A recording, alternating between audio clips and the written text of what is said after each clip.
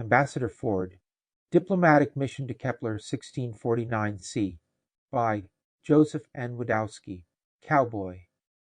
A few days later, Ford and Scott were invited to the Eastern Federation's diplomatic apartments that were held in a small building across the palace gardens from them. They were told that Ambassador Bolarma will be treating them to a traditional Mongolian barbecue in the courtyard of their building. Reaching the other side of the gardens, they found an iconic round Mongolian yurt set up in front of the Eastern Federation's temporary embassy. In front of the yurt, smoke from a fire rose from a hole in the ground. Within the fire pit, a large lidded cast iron pot was being heated up. Stones were placed upon the lid to hold the pressure of the steaming content. Bola greeted Ford with a smile, taking his hand. She led him and Scott into their makeshift Mongolian camp of the steppes. "I'm so pleased you have joined us." "You are punctual, Thomas. I like that." Ford, looking around him, was confused. "I thought we were having a traditional Mongolian barbecue. Where is the large heated round stone to cook on?" Noticing only the large cast iron pot in the fire pit. Bola laughed. "That is not traditional Mongolian barbecue. What you are thinking of is actually a Chinese cuisine first created in Taiwan by a Chinese man from Beijing." "Oh," he admitted his ignorance. She explained, "Traditional Mongolian barbecue is that." She pointed to the large cast iron cauldron in the fire pit. "We place layers of meats in the pot between layers of stones that heat up. We add some water to the pot, cooking the meat and heated stones until the meats are extremely tender. We call it korkog. Korkog is the real Mongolian barbecue, not what they call Mongolian barbecue in China and America.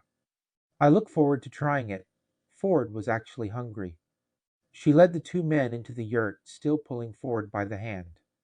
Inside the yurt, the center of the round tent, was a cast iron stove, with a pipe that rose up and out the hole in the center of the tent. Carpets were placed along the wooden platform. A rectangle-shaped table was set up near the stove, and simple wooden stools were placed around it. The two men sat along with the ambassador. Her Korean assistant, without her tablet computer, took a ladle to pour chilled milk into the ceramic drinking bowls in front of them. Bola picked up her bowl with one hand. Arvin Neginti, clearly understanding that she was saying cheers in Mongolian, Ford and Scott both raised their bowls of the white creamy liquid and repeated, "Arvin Neginti." "It is smooth and a bit sweet." "What is it?" Ford asked. "It is fermented mare's milk," Scott explained. "It's good." Ford drank some more. "Not too much, Thomas," she warned him. "Take it slow." "I can handle it. I am not driving home," he joked. "It is not the alcohol that is the problem," Scott explained to the ambassador. "No," he turned to Scott for an explanation. "Airag can have a very cleansing effect on the human digestive system," Scott answered. "Oh," Ford understood, slowing down greatly his taking in the drink. Bolorma laughed. Her two large Russians entered carrying the cast iron cauldron between them.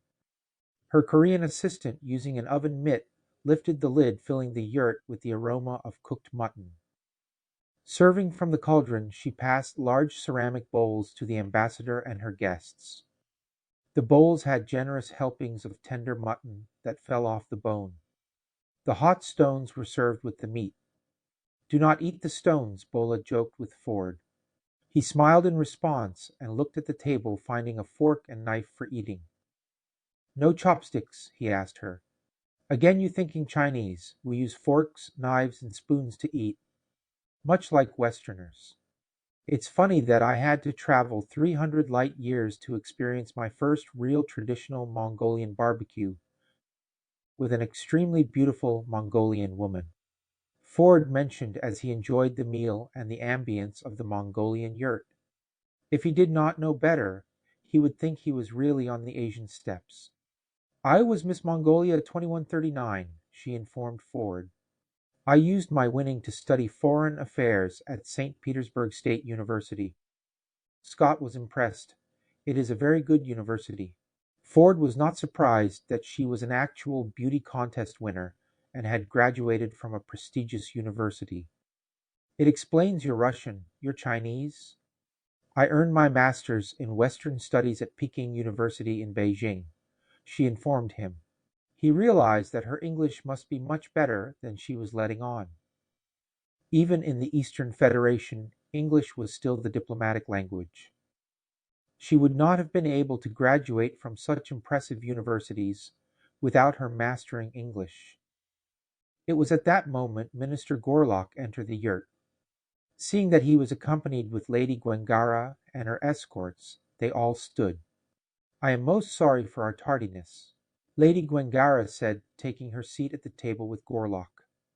They all sat as Lady Gwengarra's palace guards and Ambassador Bolarma's Russian security sized each other up. I'm so happy you joined us. Bola answered with one of her manufactured smiles as her North Korean assistant served the additional guests bowls of cork hog and drinking bowls of the arag. Please, ga-gu, Bola gestured with her open hand at the tender meat before them. Your pronunciation is perfect, Lady Gwengarra replied. She turned to Ford. I believe your closest translation would be bon appetit. You are picking up Bulgarian quickly. You truly have a knack for languages. I am very envious of you, Ford complimented Ambassador Bolarma. As the evening was near the end, they were all quite satisfied with the wonderful meal and were a bit tipsy from the arag. Bola's eyes smiled at Ford. You are not the American cowboy I thought you would be. Oh, I am sorry to hear that. I admire the American cowboy greatly. They were rugged, independent, and never drew first, Ford responded. We are not taught that cowboys are that way, she replied. Cowboy? Questioned Minister Gorlock. Ambassador Bolarma turned to the Golgar foreign minister. American cowboys are seen in the Eastern Federation as brash, imposing, and sticking their noses in other people's businesses. American cowboys are always trying to be the hero, tamers of the savages, punishing what they consider are the bad guys. Lady Gwengarra came to Ford's defense. From watching their cowboy westerns, I find the American cowboy very attractive and intriguing. I agree with Ford's description of them. They are strong and very masculine. Bolarma addressed Lady Gwengarra, clearly feeling the effects of the arag.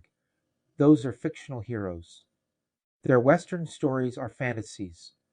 That is true, Ambassador Bolarma, but it is a positive ideal the American male strives to be like, independent, brave, rugged, competent, resourceful, and protecting the weak. The white hat cowboy never starts a fight, but has the skill and ability to end it. I wish I could be the positive ideal of the American cowboy, Ford explained. If we do not have heroes, even as you say, fictional heroes to emulate, men will revert to their most questionable based negative character traits. Our Western fantasies motivate us to be better. Lady Gwengarra, from behind her fan, tried to hide how much her affection was growing for Ford. Yet her feelings were so obvious that even Ambassador Bolarma was able to notice them. Bolarma surprised herself by feeling a tinge of jealousy, knowing that the attractive alien woman was interested in Ford.